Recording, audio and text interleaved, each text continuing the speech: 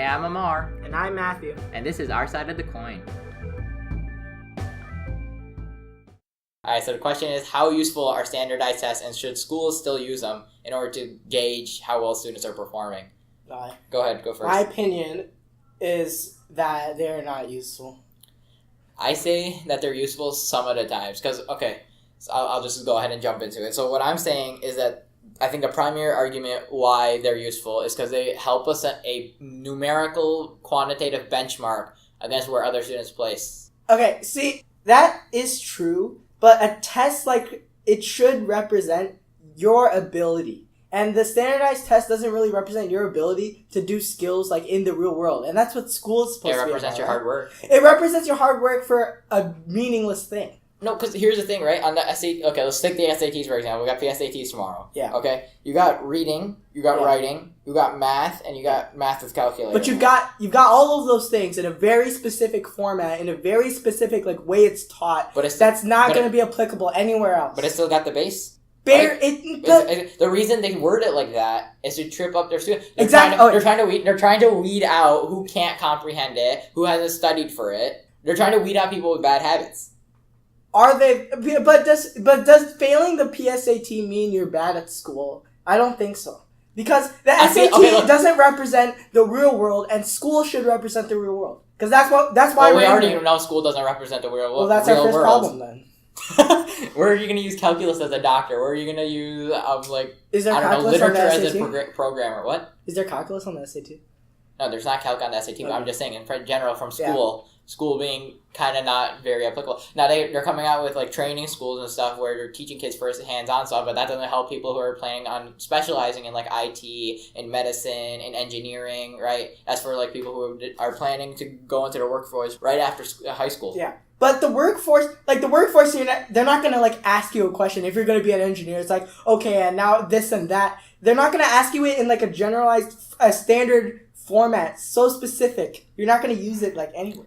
What about the MCATs? That's just another test. That's another standardized test. Well, okay. No. Except now it's for engineering or whatever it is. It's medicine. I'm going to shift it a little bit. So from the SATs to the MCATs. So the MCATs consist of a lot of stuff that you need to get into medical school. It tests you on organic chemistry, tests you on biology, tests you on psychology, stuff like that, right? Should we be giving tests like that to figure out who's most applicable to med school?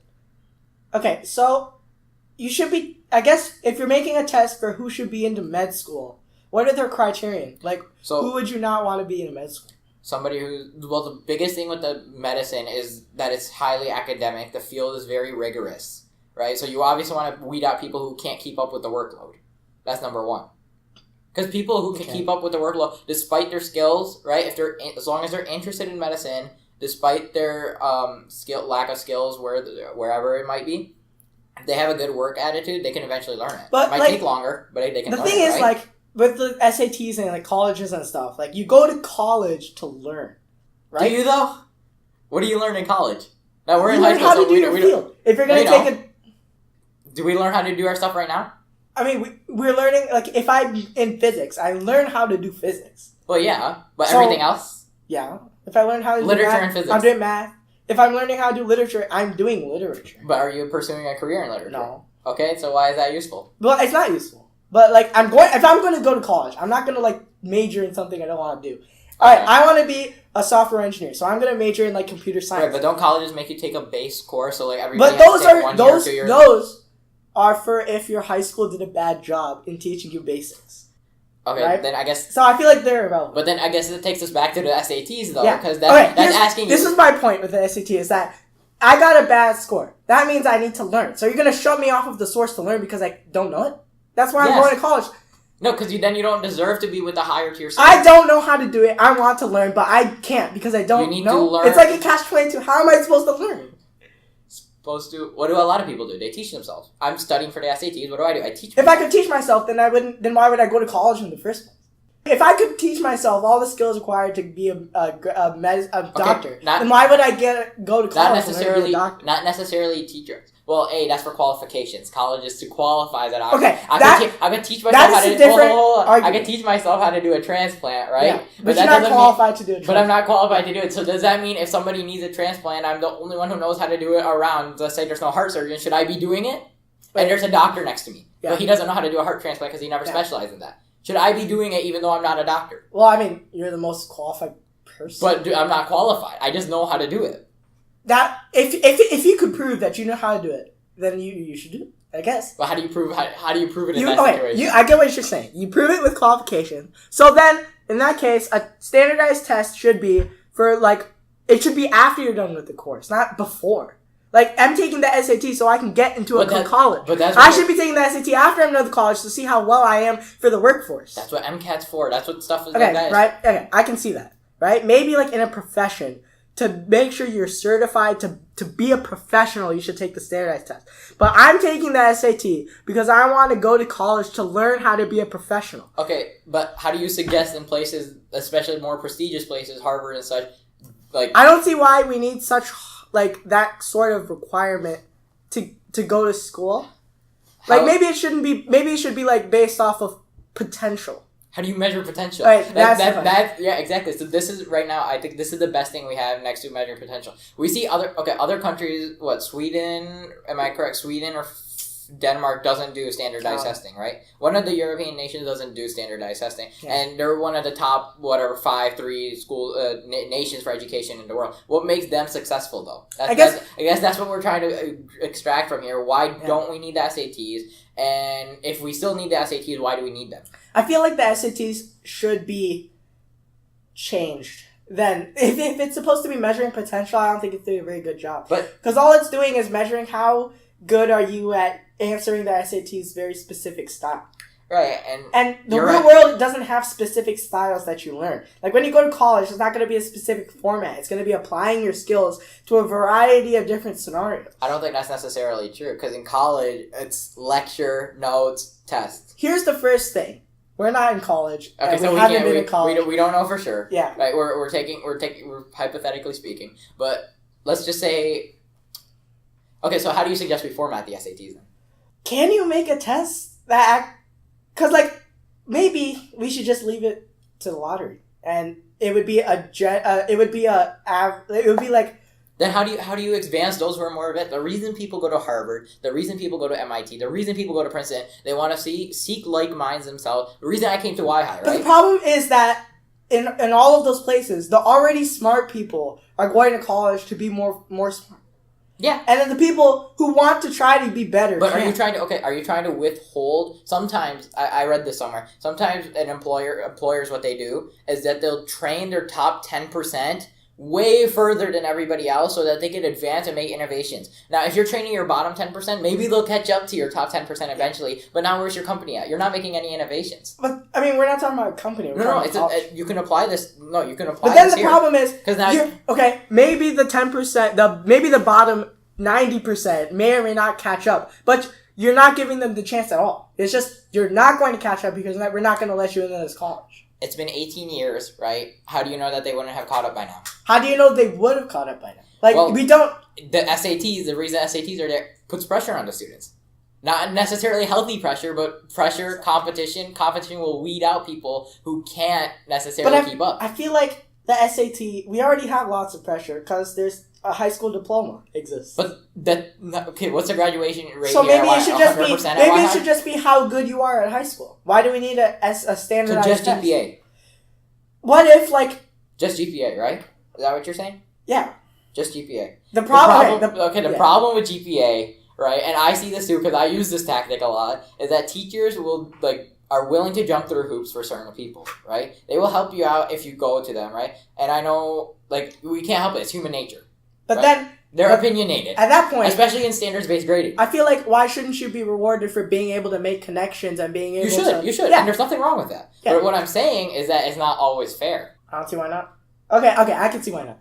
Okay, let's take an example. We have a friend, I think you know who I'm talking about, who is able to sleep through classes, right? And doesn't really need to reach out to teachers and is able to get somewhat good grades, not a perfect GPA, right? And then you'll have people who will reach out to teachers constantly, right? And may not be the smartest student, but are getting higher grades than that other individual who has more potential. Yeah, but then if we're basing it off of GPAs, then the person who is doing more, they have a higher GPA, right? But so then they go. But do they have more potential necessarily in college? Because that's what we're trying to measure with the SAT. College is pretty similar to high school. It's the same goal. and it's the same format basically. So I'd say yeah. Yeah, the high school GPA and all that stuff. It's the same thing as what you would be doing in college. So I'll say yeah, they have a more higher potential because they can reach out to the teachers. They know where the resources are, how to reach them.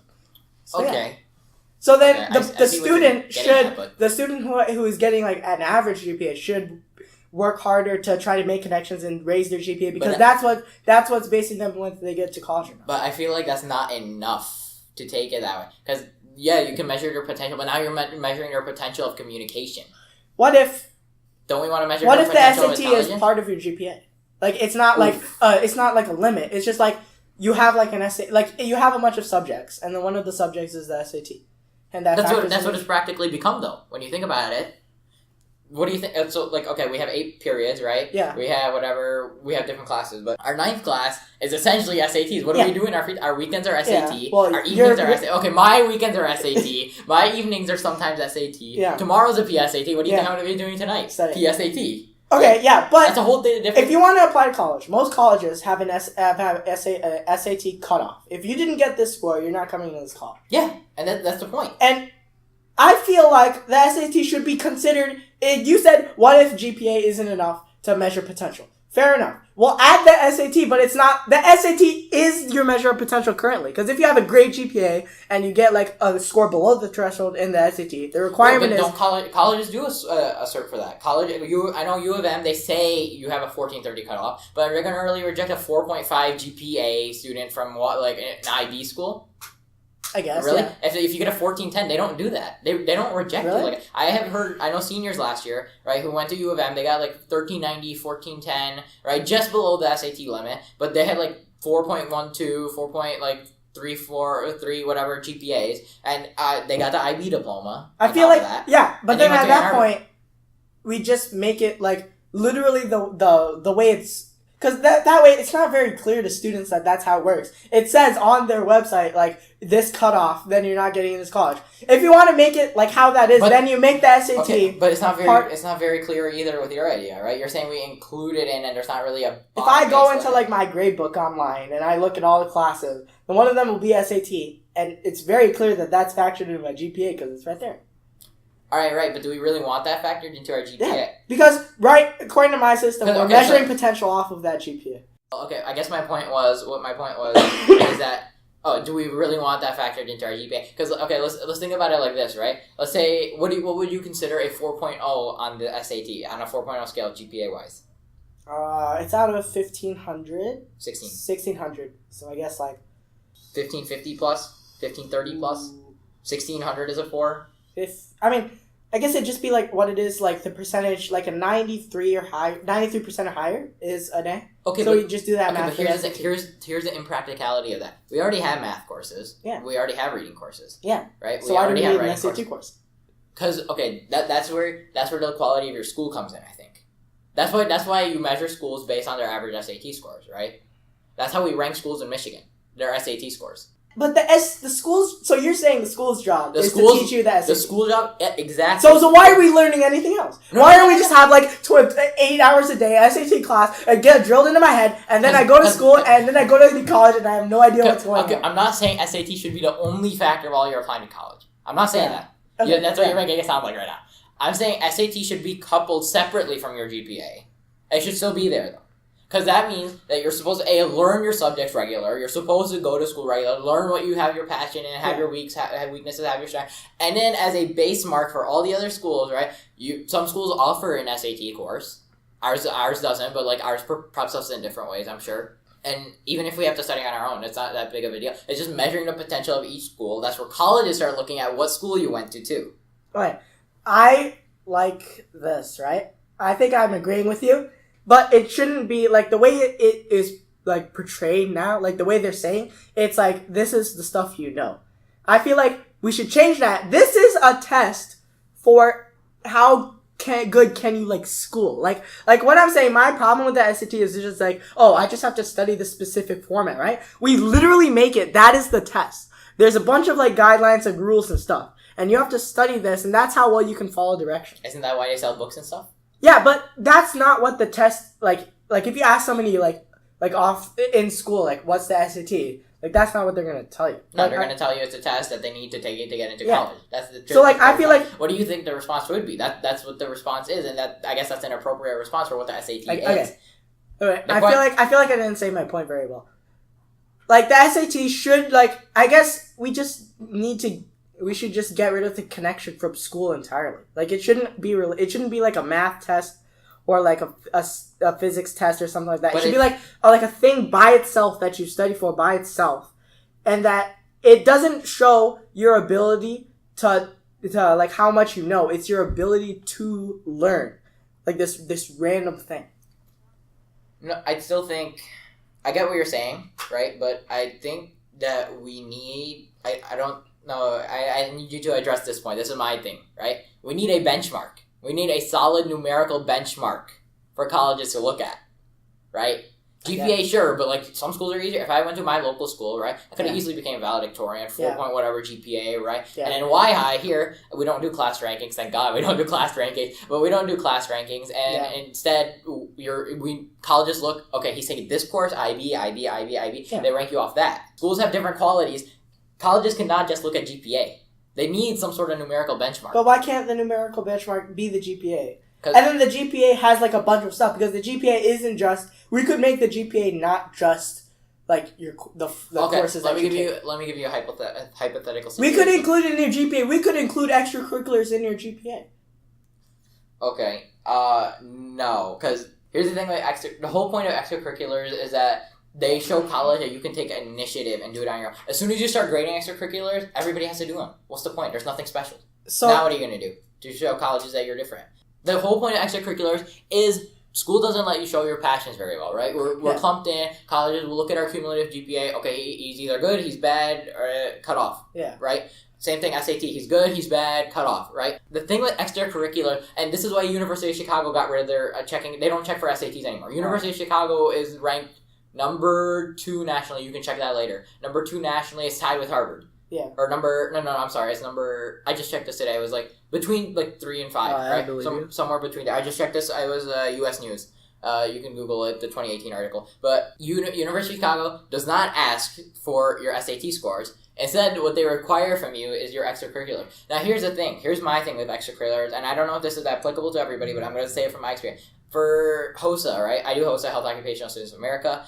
Bunch of medical competitions, right? And so I qualified for states for both the last year, unable to go because of financial stuff or family stuff. Now here's the problem. If I wanted to apply to University of Chicago with my extracurriculars, they would be like, oh, you could go to states, but you didn't. But I'm like, no, I wanted to go to states, but I couldn't. Okay.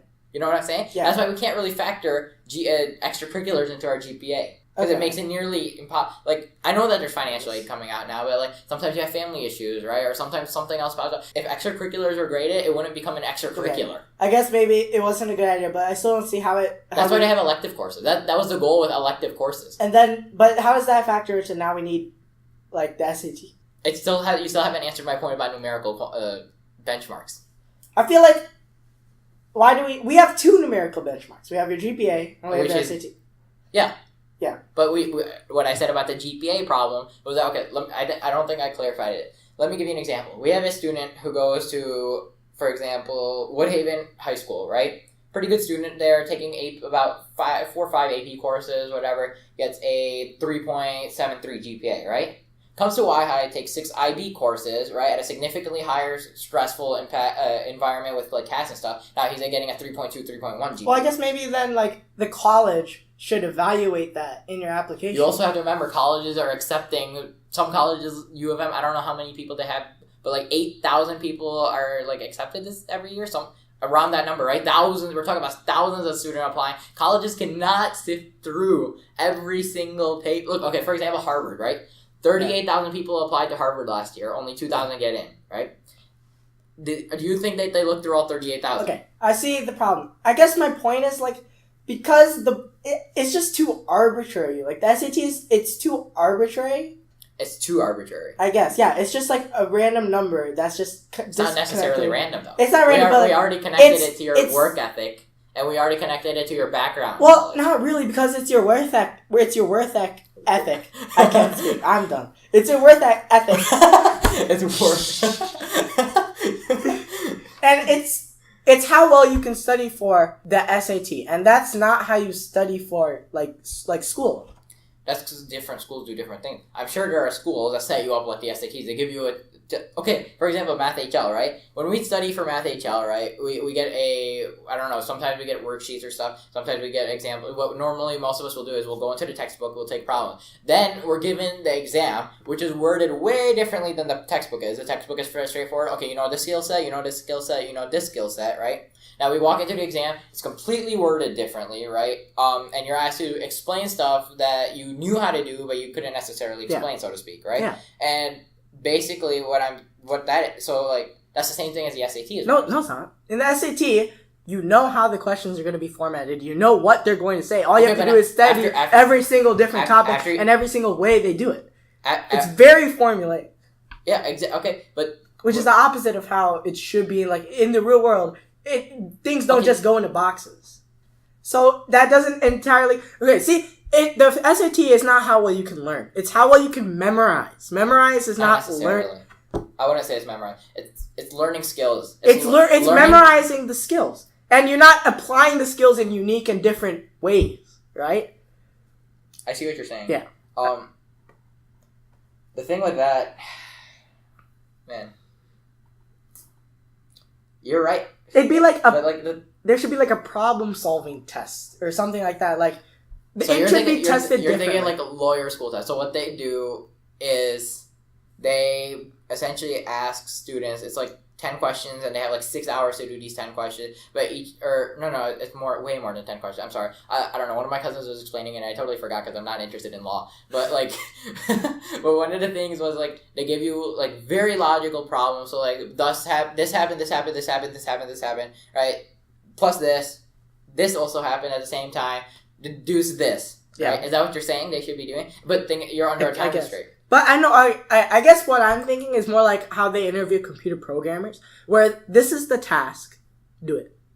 And you could do it different ways. There shouldn't be just one answer to the SAT sometimes there is, right? Yeah. But sometimes there isn't. Okay, but the thing is, like, it shouldn't just be like most of them are multiple choice. Yeah, it should be multiple choice. Though. I feel like the SAT, you said the SAT should be testing how well you can learn and how much effort you're going to put into our college so we'll accept you. Yeah. Right? The SAT doesn't do that. The SAT is how well can you memorize these like this, if then this, that. And then like, oh, I see this trigger word. That means that it'll be not these two answers. Or how well I can eliminate choices. Those skills, and all these different skills. Those skills are applicable to college. Not really. Okay, okay, I can't speak for college tests because we haven't taken a college test yet. But in our test, right, we know you see a trigger word, right? Okay, that means I'm not going to do this. You see less, okay, very basic example, elementary school, right? You see less than, you see greater than. Trigger word, add or subtract. That's how math works in elementary school. You try to take math, HL math in 11th grade. It's very, very, they don't tell you how to do it at all. They just tell you, this is what you need to do, and you need to get to this answer. Figure it out. And a very clear example of that is proofs. Proofs are they're like the opposite. You have to think using the skills that you know. You have to apply them in this unique and different way, which I feel the SAT doesn't really do that well. Okay, so I'm going to wrap this up because it's almost time. So I guess our consensus is we can still have standardized tests. They need to be done. But they need to be redone in a way that you can analyze the actual how somebody thinks. Yeah. The problem should be set up in a way that people can do them in different ways. And have their own ways to do them, regardless of their efficiency. Their efficiency is like their problem, so to speak, right? Maybe it shouldn't even be like a written test, never mind. That's stupid. Okay, so we're gonna still have that test. We're gonna have it problems are more logical. Yeah. We're gonna have it so that can you study for it? Well, I guess would you be able to study for this test? It should be applying the skills that so you would have to study the base skill sets, go in and be able to use these skill sets in like given scenarios, right? Is that what you're saying? I guess.